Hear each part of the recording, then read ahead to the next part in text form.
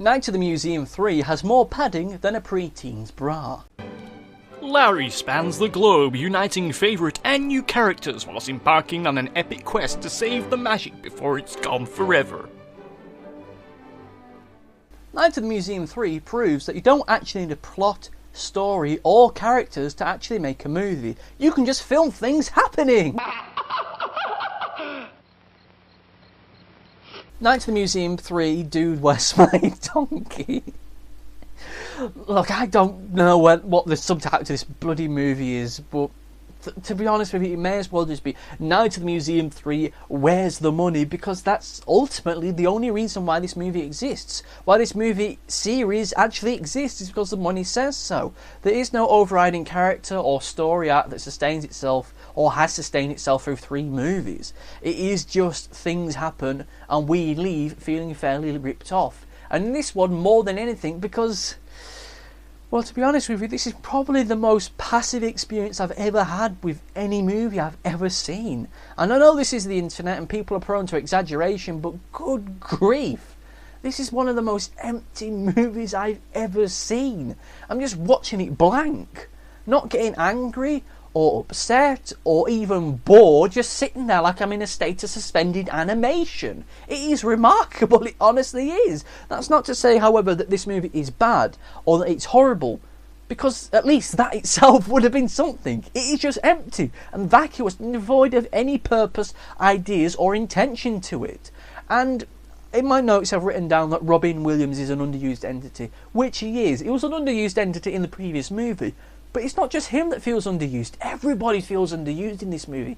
Everybody feels as though they're on autopilot. Even the monkey feels like an underused entity in this movie, for crying out loud. It is remarkable. I mean, I don't know whether it's just them standing around waiting for the paycheck or what, or whether it is just a problem with direction, which I can get behind, because these people in the previous movies have been funny.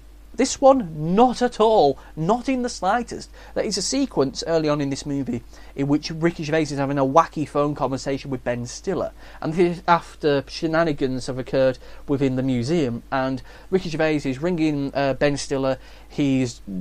He doesn't really know how to play it. You can tell by the tone in his voice, he's not entirely sure how he should play it. Whether he should be manic and het up and, I was very nearly eaten by a T-Rex, or whether it should be cold and in a state of shock. And as such, he's flip-flopping between the two of them to the point and the degree that entire sequence feels as though it's just a rehearsal bit, which has been put in the movie because that's the only decent take they have of that they have.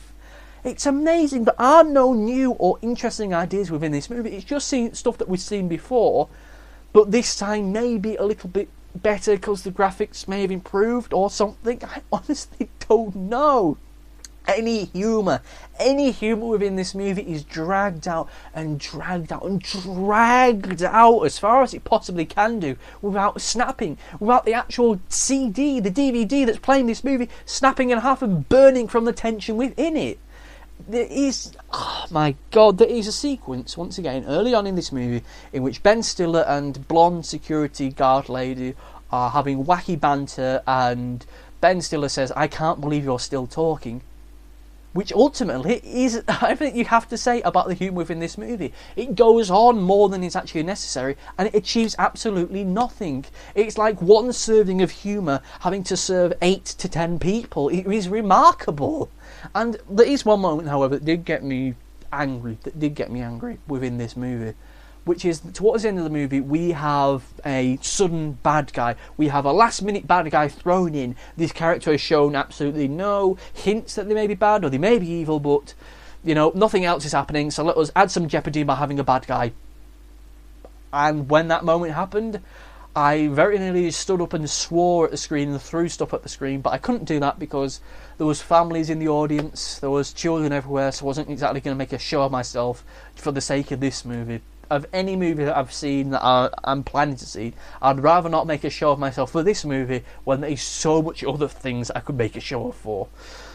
It is astounding. There is one other moment, however, that I did find emotional, but maybe not for reasons that the movie intended to. Now, of course, this is one of the final movies to feature Robin Williams, and there is a scene towards the end of the movie, one of his final scenes, where he's giving a speech, and that scene gains rather sad and some rather emotional back and heft to it because of, well, what happened. We don't need to dwell on that because we all know what happened there. And it's only by the fact that he passed away that that scene actually has any kind of emotional resonance to it.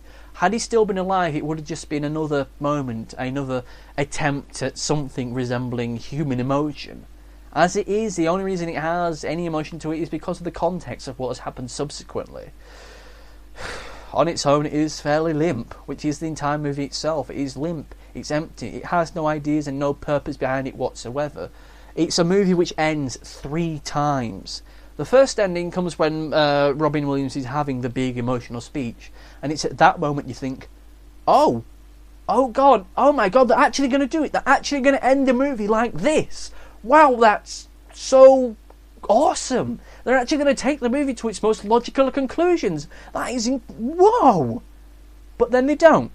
As soon as they have the big emotional bit, the moment where you think they're actually going to tie it all together in a way which is substantial, that actually has emotional heft to it, which is actually going to resonate with people going forward, they have a silly song and dance number. Really. Have an emotional stand-up moment, probably one of the more emotional moments I've probably had in the cinema for a very long time, and they spoil it with a song and dance number.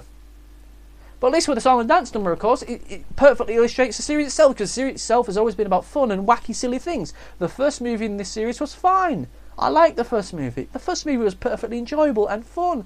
It was, compared to this one, it's great. It's practically Citizen Kane. But then after they have the wacky song and dance sequence, it ends again, with Ben Stiller looking mysteriously off into the distance, as though to suggest there's going to be another movie in the next 4 years.